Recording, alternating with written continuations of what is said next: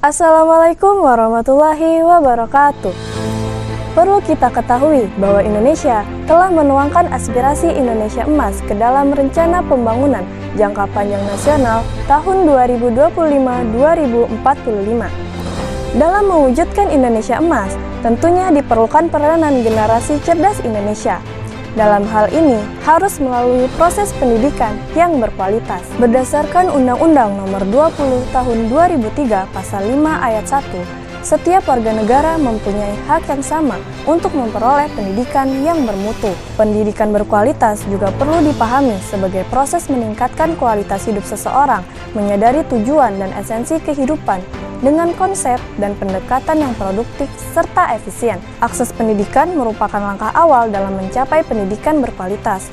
Namun faktanya, sebagai negara berkembang, Indonesia dihadapi oleh beberapa permasalahan dalam melalui tahapan pembangunan sektor pendidikan. Berdasarkan laporan Kementerian Pendidikan, Kebudayaan, Riset, dan Teknologi, terdapat 75.303 siswa yang tidak menyelesaikan pendidikannya pada tahun 2021. Hal ini karena sulitnya akses pendidikan, terlebih lagi akses untuk memasuki perguruan tinggi. Kualitas pendidikan yang tidak setara seringkali kita temukan terutama di daerah terpencil dan tertinggal. Saat ini masih sering ditemukan beberapa sekolah regional dengan fasilitas di bawah standar, bahkan tidak tersedia fasilitas sama sekali.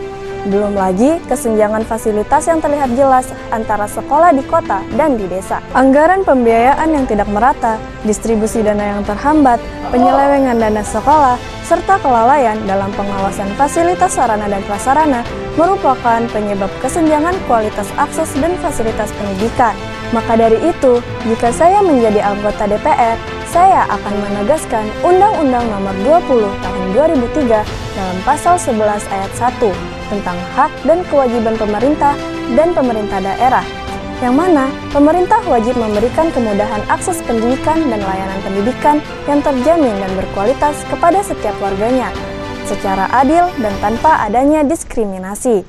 Saya akan memaksimalkan dana guna terselenggaranya pendidikan yang merata bagi setiap warga negara sesuai dengan Undang-Undang Nomor 20 Tahun 2003 Pasal 11 Ayat 2. Agar pemerataan kualitas pendidikan dapat tercapai, saya bekerja sama dengan pemerintah daerah serta kepala satuan pendidikan untuk memastikan program pendidikan terlaksanakan dengan baik, serta memastikan anggaran pendidikan tersalurkan kepada pihak yang berhak menerima dan digunakan sesuai dengan kebutuhan suatu lembaga pendidikan. Dengan pendidikan yang berkualitas, Indonesia dapat membuka pintu bagi generasi cerdas memasuki Indonesia Emas.